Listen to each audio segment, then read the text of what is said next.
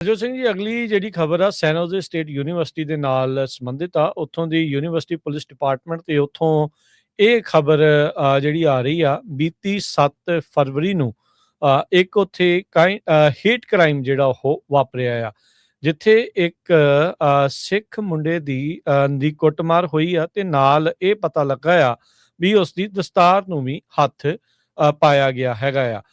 ਸੋ ਇਹ ਕਹਿੰਦੇ ਵੀ ਮੈਕਵਾਇਰ ਹਾਲ ਜਿਹੜਾ ਉੱਥੇ ਹੈਗਾ ਆ ਉਸ ਦੇ ਬਾਹਰ ਇਹ ਜਿਹੜਾ ਹੇਟ ਕ੍ਰਾਈਮ ਹੋਇਆ ਆ।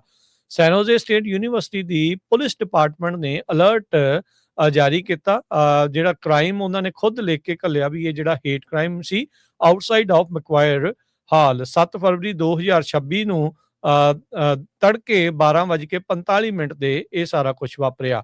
ਕਹਿੰਦੇ ਵੀ ਕੈਂਪਸ ਦੇ ਉੱਤੇ ਸੀਗਾ ਇੱਕ ਜਿਹੜਾ ਮੁੰਡਾ ਉੱਥੇ ਜਾ ਰਿਹਾ ਸੀ, ਉਸ ਦੇ ਆਲੇ ਦੁਆਲੇ 5 ਹੋਰ ਇੰਡੀਵਿਜੂਅਲ ਆਏ ਜਿਨ੍ਹਾਂ ਨੇ ਉਸ ਨੂੰ ਅਸੌਲਟ ਜਿਹੜਾ ਉਹ ਕੀਤਾ ਤੇ ਉਹਦੀ ਟਰਬਨ ਜਿਹੜੀ ਆ ਟੋਰ ਆਫ ਕਰ ਦਿੱਤੀ ਤੇ ਬਾਅਦ ਦੇ ਵਿੱਚ ਉਸ ਨੂੰ ਉੱਥੋਂ ਜਿਹੜੇ ਉਹ ਦੌੜ ਗਏ ਹੈਗੇ।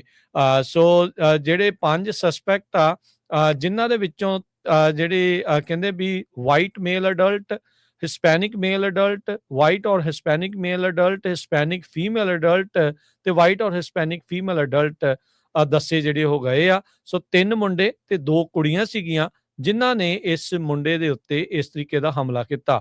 ਹਰਜੋਤ ਸਿੰਘ ਜੀ, ਇਹਦੇ ਵਿੱਚ ਇੱਕ ਚੀਜ਼ ਜਿਹੜੀ ਉਹ ਦੇਖਣ ਵਾਲੀ ਰਹੀ ਗੱਲ ਵੀ ਪਹਿਲਾਂ ਇਸ ਜਿਸ ਦੇ ਨਾਲ ਇਹ SJSU ਦੇ ਸਟੂਡੈਂਟ ਦੇ ਨਾਲ ਜੋ ਇਹ ਵਾਪਰਿਆ ਆ ਉਸ ਨੂੰ ਇਹਨਾਂ ਨੇ ਪਹਿਲੋਂ ਹਿੰਦੂ ਲਿਖ ਦਿੱਤਾ ਸੀ, ਜਿਹੜਾ ਅਲਰਟ ਜਾਰੀ ਕੀਤਾ ਤੇ ਫਿਰ ਉਹਨਾਂ ਨੇ ਕਰੈਕਸ਼ਨ ਈਮੇਲ ਕਰਕੇ ਜਿਹੜਾ ਉਹ ਘੱਲਿਆ ਵੀ ਰੋਂਗਲੀ ਉਸ ਨੂੰ ਇਨਕਰੈਕਟਲੀ ਰਿਪੋਰਟ ਕੀਤਾ ਗਿਆ ਵੀ ਆਇਡੈਂਟੀਫਾਈਡ ਐਜ਼ ਹਿੰਦੂ, ਬਟ ਉਹ ਜਿਹੜਾ ਸਟੂਡੈਂਟ ਆ ਉਹ ਸਿੱਖ ਜਿਹੜਾ ਉਹ ਸੀਗਾ।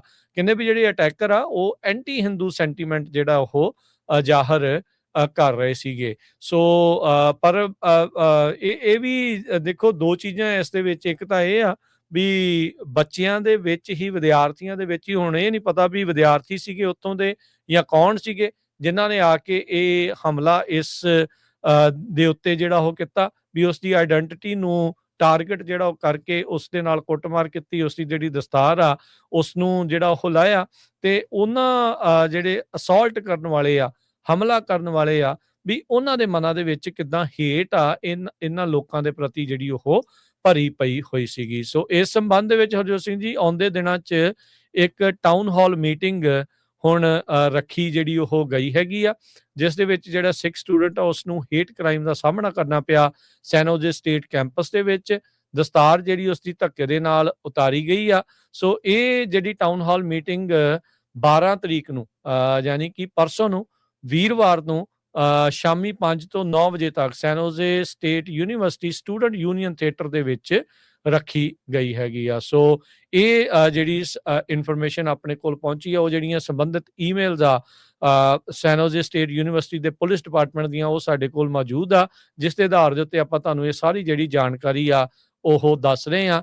ਜਿਹੜੇ ਬੱਚੇ ਆ ਉਹਨਾਂ ਨੇ ਵੀ, ਕੁਝ ਵਿਦਿਆਰਥੀਆਂ ਨੇ ਵੀ ਆਪਣੇ ਕੋਲੇ ਜਿਹੜੀ ਜਾਣਕਾਰੀ ਆ ਇਸ ਦੇ ਬਾਰੇ ਜਿਹੜੀ ਉਹ ਦੱਸੀ ਜਿਹੜੀ ਉਹ ਹੈਗੀ ਆ। ਸੋ ਬੜੀ ਮੰਦਭਾਗੀ ਘਟਨਾ ਆ ਅੱਜ ਦੇ ਯੁੱਗ ਦੇ ਵਿੱਚ, ਖਾਸ ਕਰਕੇ ਉੱਥੇ ਸੈਨ ਹੋਜ਼ੇ ਸਟੇਟ ਯੂਨੀਵਰਸਿਟੀ ਦੇ ਵਿੱਚ ਜਿਹੜੀ ਸਿੱਖ ਸਟੂਡੈਂਟ ਐਸੋਸੀਏਸ਼ਨ ਆ, ਹੋਰ ਬਹੁਤ ਸਾਰੀਆਂ ਐਸੋਸੀਏਸ਼ਨ ਆ, ਪਿਛਲੇ ਲੰਮੇ ਅਰਸੇ ਤੋਂ, ਕਈ ਸਾਲਾਂ ਤੋਂ ਸਿੱਖ ਟਰਬਨ ਡੇ ਕਰਦੇ ਜਿਹੜੇ ਉਹ ਆ ਰਹੇ ਆ। ਸਿੱਖਾਂ ਬਾਰੇ ਵੀ ਉੱਥੇ ਪਤਾ ਆ, ਪਰ ਓਵਰਆਲ ਆਪਾਂ ਕਹਿ ਸਕਦੇ ਹਾਂ ਵੀ ਇਹ ਕਿ ਇਮੀਗ੍ਰੈਂਟਸ ਦੇ ਪ੍ਰਤੀ ਜਿਹੜੀ ਹਿੰਸਾ ਜਾਂ ਕਹਿ ਲਓ ਜਾਂ ਨਫ਼ਰਤ ਜਿਹੜੀ ਆ ਉਹ ਇੱਕ ਹਿੰਸਕ ਰੂਪ ਅਖਤਿਆਰ ਕਰ ਰਹੀ ਆ।